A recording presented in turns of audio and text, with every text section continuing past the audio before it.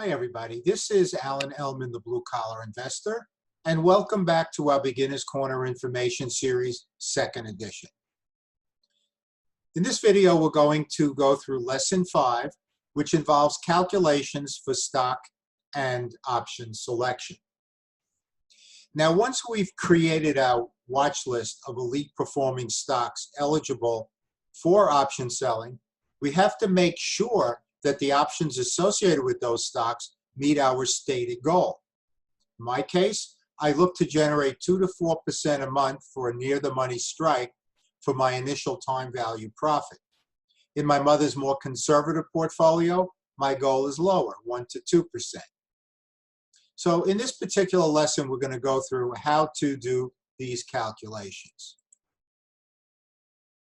Now, there are several calculations that are important in our investment decisions.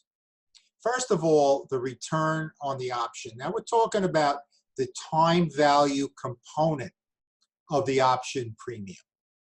The intrinsic value component, you recall, for in-the-money strikes is not profit. The calculator that I'll be showing you soon will break that all down for us, so don't at all be concerned about the math. So the time value component must meet our stated goal.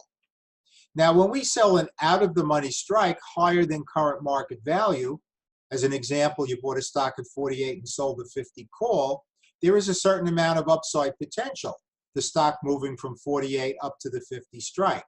So how much more from a percentage vantage point will that represent? The third important calculation is downside protection. And that is for in-the-money strikes only. So how much protection do we have of the initial time value profit if we sell an in-the-money strike? Calculator will do that math for us. What is our break-even? The fourth important statistic. And in all cases, the break-even is the price of the stock at the time the trade was entered minus the entire premium. So the Ellman calculator will provide all these essential calculations. And the main tab in the calculator that we're going to use is the multiple tab. You'll see that in action shortly, and I'll also show you how to get a free copy of the basic Ellman calculator. All right, let's have a look at an options chain now. You saw one in an earlier lesson. This is a price list of option prices for a particular stock. In this case, we're looking at Alexion Pharmaceuticals. The ticker is ALXN, which at the time I made this screenshot was trading at 144.08. And this is a 6-week return. So if you wanted to annualize the returns you're going to see, you have to multiply it by 8.5. All right, so we look at the bid column when we look at options. We sell at the bid, the lower price. And if we were buying an option, we'd buy at the ask, the higher price. All right, let's start with the out of the money. It's a little bit easier, 150 strike. It's higher than current market value of 144.08. Now, if we look in the bid column, we see a bid price of 320 or $320 for the one contract. Now, you might look at the ask column and see an ask price of 410. Now, that's a spread where we can actually negotiate with the market makers, and that's beyond the scope of these basic lessons, but it's detailed in my books and DVDs, how we can get an even better price than 320. But we're going to look at 320, worst case scenario, for our calculations for this particular video. Now, I also want to look at the 140 in the money strike, lower than current market value of 144.08. And that generates a bid price of 770. Now, we can't count that entire 770 as profit because we're going to lose 408 on the sale of the stock. So we must deduct 408 from the 770. Don't worry. The calculator will do all that math for us. So don't worry about the math at all. The key point here is that when we sell an in-the-money strike, the entire premium is not profit, just the time value component of that. But the intrinsic value, the 408, does represent downside protection. So let's look at the little snippet of the basic Elman calculator and show you how all this works and fits into our option selling decisions. Once again, let's start with the out of the money 150 strike down here. Remember, the price was 144.08 and we generated worst case scenario 320. So when we look at the white cells, once the blue cells are populated, intrinsic value is 0 because it's an out of the money strike. Remember, intrinsic value only applies to in the money strikes. Upside potential is very, very important here. We have an opportunity for the stock to go from 144.08 up to that 150 strike. That's another $592 per contract, best case scenario. The break even, you recall, is the stock price minus the entire premium, which in this case is 140.88. Now let's get to the meat and potatoes of the math now. $320 on a cost basis of 14,408 represents a 2.2% 6-week return. That's about 20% annualized.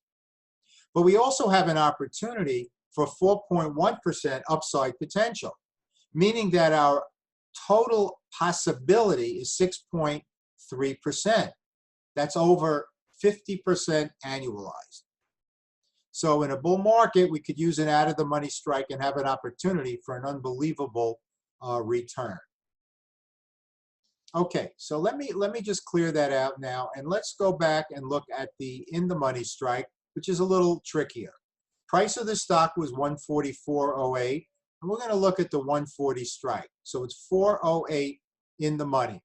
The premium was 770, if you recall. Now we must deduct 408 from the 770. Here's the intrinsic value. There is intrinsic value because it's an in the money strike.